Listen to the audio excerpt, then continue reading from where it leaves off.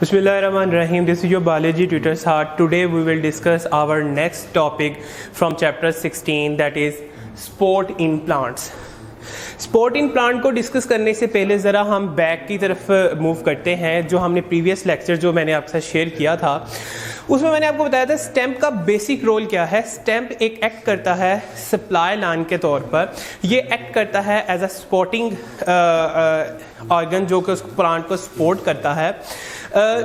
तो मैंने आपको बताया था स्टेम जो है वो तीन चीज़ें जो है वो करता है मेंटेन करने के लिए प्लांट को. सबसे पहले मैंने आपसे जिक्र किया था टर्गर प्रेशर का, उसके बाद मैंने आपसे जिक्र किया था स्पोर्टिव टिश्यूज का, और थर्ड पे मैंने आपसे जिक्र किया था वेस्कुलर बंडल्स के ऊपर. सो आज हमने अपने रिमेनिंग 2 पॉइंट्स, टर्गर प्रेशर हमने लास्ट में डिस्कस कर लिया था, उसके अंदर हमने टोनोप्लास्ट का रोल इन वैक्यूल उसको स्टडी किया था. आज जो है वो हम अपना देखेंगे वेस्कुलर बंडल और फिर हम उसके बाद देखेंगे स्पोर्टिव टिश्यूज को. सो वेस्कुलर बंडल्स को अगर हम बात करें, इससे पहले मैं आपसे जिक्र करूं, अगर हम स्टेम की बात करते हैं, ठीक है, अगर हम एक पौधे की बात करें तो हमें उसका सपोर्ट के लिए सबसे पहले हमारे ज़हन में कौन सी चीज़ आती है? तो हमारे ज़हन में सबसे पहले जो चीज़ आती है वो वुड है, लकड़ी. लकड़ी जो है वो सपोर्ट करती है प्लांट को. तो अगर हम वुड को टेक्निकली साइंटिफिकली डिफाइन करें, इट्स अ सेकेंडरी जाइलम.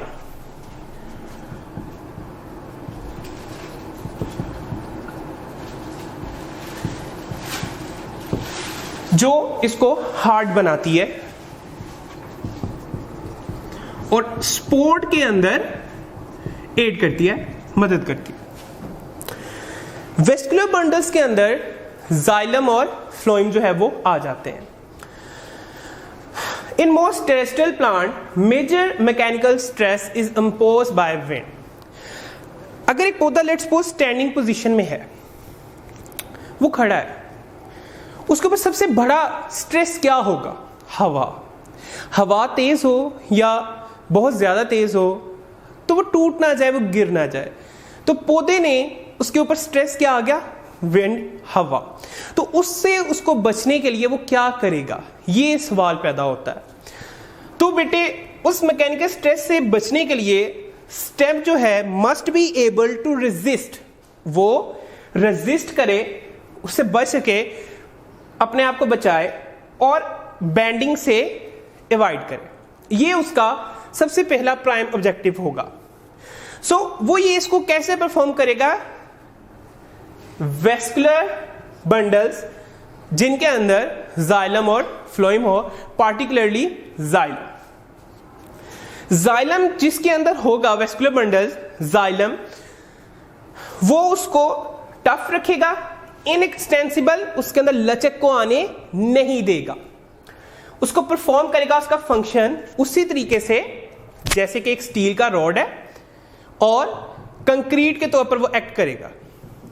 आप लोग को अच्छे तरीके से पता है जब एक घर तमीर हो रहा होता है तो उसका जब लेंटर डालते हैं तो उसके नीचे जो है वो सपोर्टिव स्टिक्स वगैरह जो है वो रखी जाती हैं कि जब वो लेंटर सख्त हो जाए तो उसको निकाल लिया जाए. इसी तरीके से लेट्स सपोज ये अगर एक दरख्त है तो ये रिंग्स की सूरत में होगा. रिंग्स की सूरत में ये जाइलम मौजूद होता है. आपने अक्सर देखा होगा ये जो पुल वगैरह होते हैं, नहरों के ऊपर तमीर किए जाते हैं, ओवरफ्लाई बनाए जाते हैं, फ्लाईओवर्स बनाए जाते हैं, उनके नीचे गोल पिलर्स होते हैं जो उनको सपोर्ट करते हैं. इसी तरीके से ये यहां एक पॉइंट लिखा हुआ है कि इनकी अरेंजमेंट रिंग्स की सूरत में होती है. जैसे मैंने आपसे यहां भी जिक्र किया है कि लेट्स सपोज ये एक ट्री है तो इसके ऊपर ये जो ग्रोथ आपको नजर आ रही है अरेंजमेंट, ये जाइलम की रिंग्स की सूरत में होगी. सो इनका बेसिक फंक्शन फिर ये हुआ कि ये अफेक्टिव रेजिस्टेंस देते हैं और उसके अंदर एबिलिटी को जनरेट करते हैं कि वो वेट को बियर कर सकें. सो वेट बेयरिंग एबिलिटी कहते हैं वजन को बर्दाश्त कर सकें. सो प्लांट जो है, पहले मैंने आपसे जिक्र किया टोनोप्लास्ट का role in vacuole, turgor pressure को मेंटेन कर स्टेम स्पोर्टिव रोल करता है। सेकंड मैंने आपसे डिस्कस किया वेस्कुलर बंडल्स, जिसके अंदर मैंने आपसे बात की जाइलम और फ्लोएम की। उसके बाद हमारा बहुत ही इंपॉर्टेंट आगे इसी का ही थर्ड स्टेप है स्पोर्टिव रोल ऑफ स्टेम। पहला हो गया टर्गर प्रेशर, उसके अंदर हमने टोनोप्लास्ट का रोल पढ़ा वैक्यूल में। दूसरा हमने पढ़ लिया है वेस्कुलर बंडल्स यानी कि जाइलम और फ्लोएम।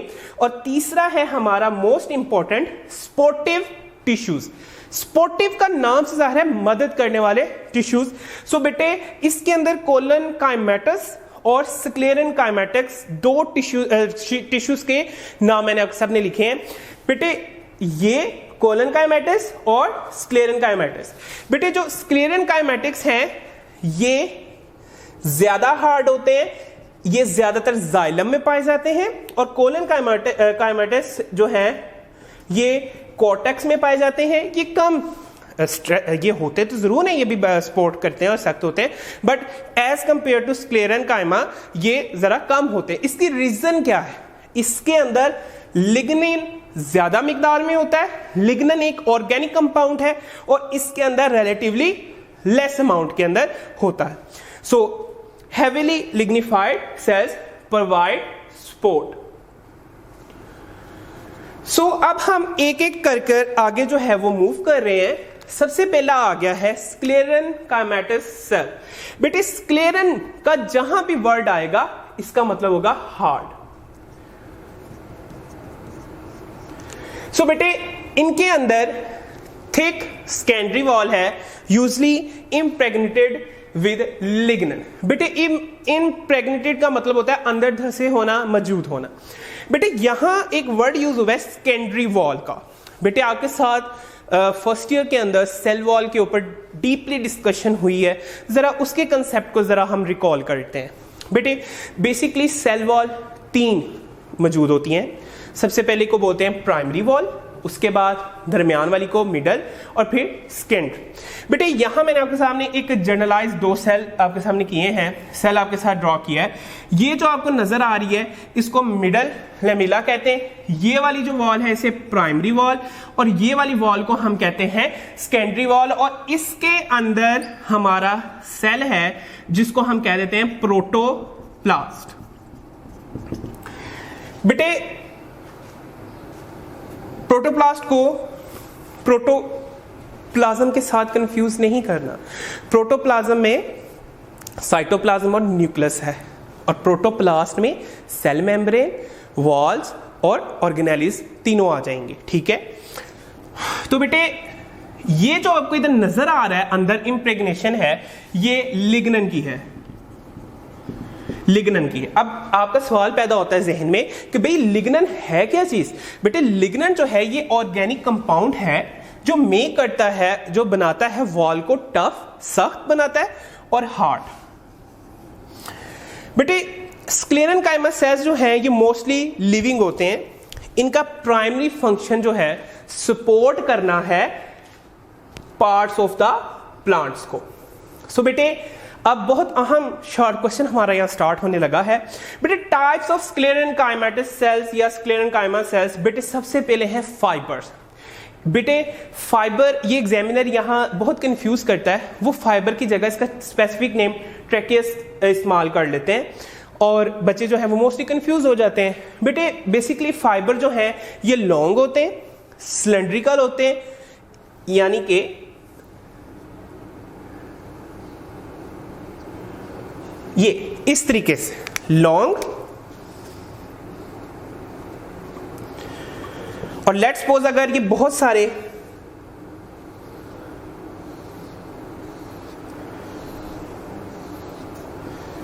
इस तरीके से एक गुच्छे की सूरत में हो जाए तो इसको हम कहते हैं सिलेंड्रिकल पोजीशन।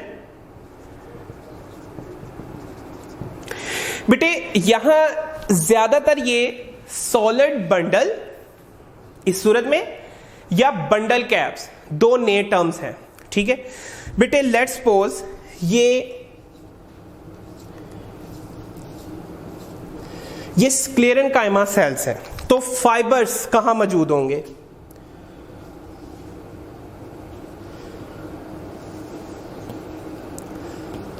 बेटे ये जो आपको रेड कलर के नजर आ रहे हैं ना, दीज आर सिलेंडरिकल फाइबर्स।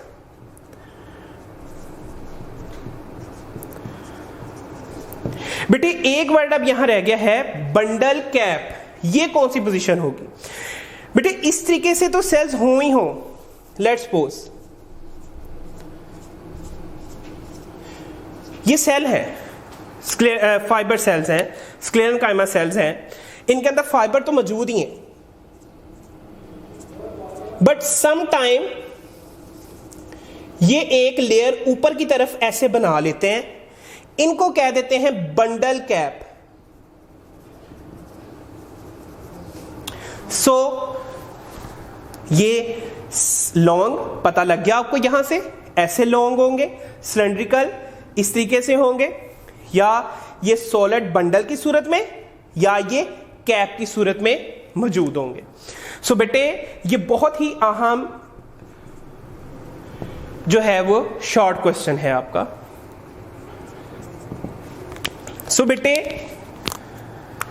हम आगे मूव करते हैं।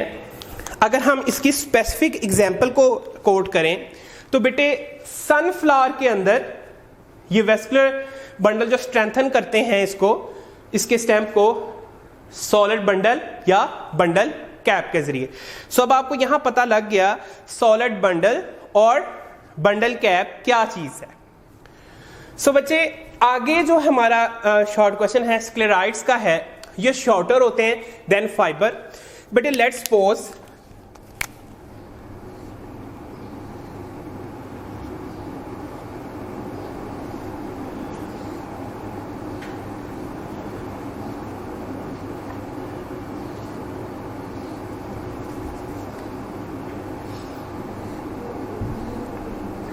तो बेटे ये एंड टू एंड, ये एक तो एंड ये था ना, एक एंड ये हो गया।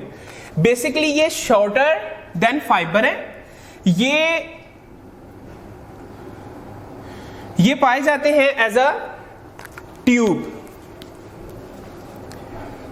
बेटे बेसिकली स्क्लेराइड्स जो हैं ये मौजूद होते हैं सीड कोट के अंदर और सीड नट के अंदर, प्रोवाइड करते हैं ये भी प्रोटेक्शन स्क्लेराइड्स का। ये शॉर्ट क्वेश्चन है यहां तक।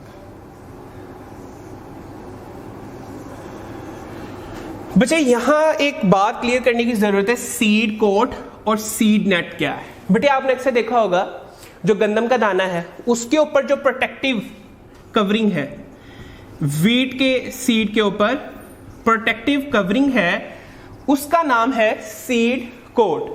और जबकि अगर हम बात करें सीड नट की तो आपने अक्सर देखा होगा अखरोट, बादाम, इनके ऊपर जो सख्त कवरिंग है उसको हम कहते हैं सीड नट।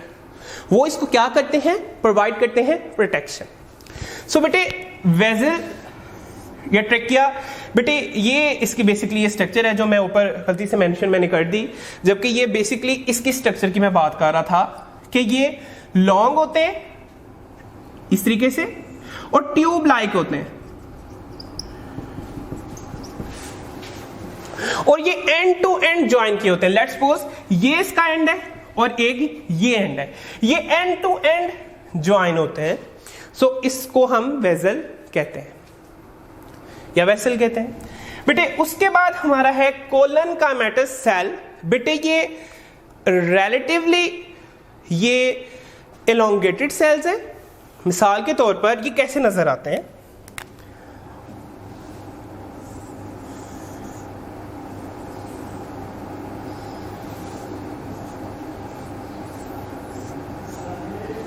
बेटे इनके अंदर सेकेंडरी वॉल नहीं होती, इनके अंदर एंगुलर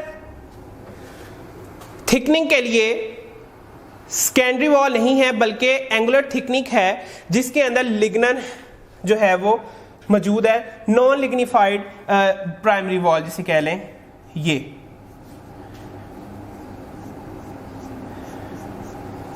ये आपको मैंने यहां लिखा है रिलेटिवली ये एलोंगेटेड है, नॉन लिग्निफाइड प्राइमरी वॉल इनकी करैक्टर है, इनके अंदर सेकेंडरी वॉल मौजूद नहीं होती। और ये जो आपको नजर आ रही हैं this is called angular thickening, ये गोल स्ट्रैंड की सूरत में भी हो सकते हैं और सिलेंडर का भी मौजूद होते हैं। इनका फंक्शन जो है वो हर्बेशियस पार्ट को प्रोटेक्शन देना है और growth of stem and leaves के अंदर ये पाए जाते हैं। अब ये दो बातें बच्चे मैंने अक्सर जिक्र किया था, हर्बेशियस प्लांट वो प्लांट है, बेलदार पौधे जिनका स्टेम इतना मजबूत नहीं होता, तो बेटे उनके अंदर ये बेसिकली पाए जाते हैं। ठीक है, जैसे कि मैंने आपसे जिक्र किया था टर्गर प्रेशर, टर्गर प्रेशर किसमें हम मेंटेन करते हैं, टोनोप्लास्ट ऑफ द वैक्यूल, जिसके वैक्यूल के अंदर टोनोप्लास्ट के अंदर उसके अंदर ज्यादा पानी कंटेंट, एक्टिव पानी को हम अंदर कर जो है उसको स्ट्रेंथन करते हैं, उसको हार्ड कर देते हैं। इसी तरीके से ये कोलनकाइमेटस सेल जो हैं, जो हर्बेशियस प्लांट है जिनका स्टेम फलीदार है, जिस बेलदार पौधे हैं जिनका स्टेम वीक होता है, ये उनके अंदर बेसिकली ये मौजूद होते हैं और ये ग्रोथ ऑफ द स्टेम और लीव, लेट्स सपोज अगर ये एक लीव है तो ये जो लीव की आपको टहनी सी नजर आती है, इसके अंदर जो है ये कोलनकाइमेटस सेल होंगे। ठीक है, और ग्रोथ ऑफ स्टेम के अंदर इसका रोल है। बेटे बेसिकली एक बात मैं यहाँ ऐड कर दूंगा आपके साथ, जो ये स्क्लेरेनकाइमस सेल्स हैं और ये स्क्लेराइड्स, इनके बारे में जरा थोड़ा सा बात करेंगे हम।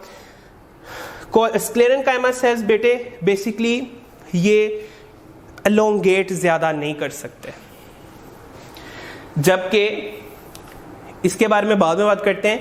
मतलब लेट्स सपोज बेटे ये एक सेल है,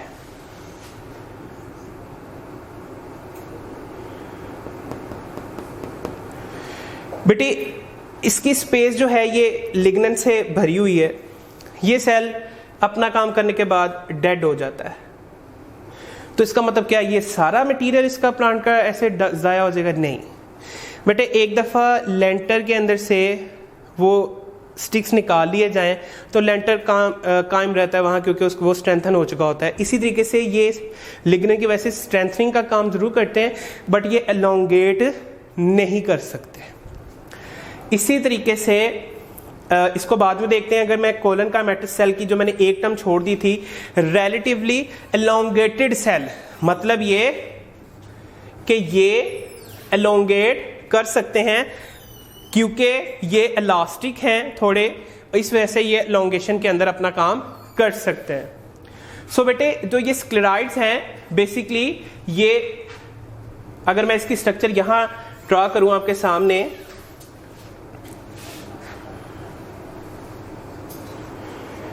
इस तरीके से है, ये हार्ड है, जिसकी वजह से इसको इसकी एग्जांपल सीड कोट और सीड नट की जो है वो दी गई थी।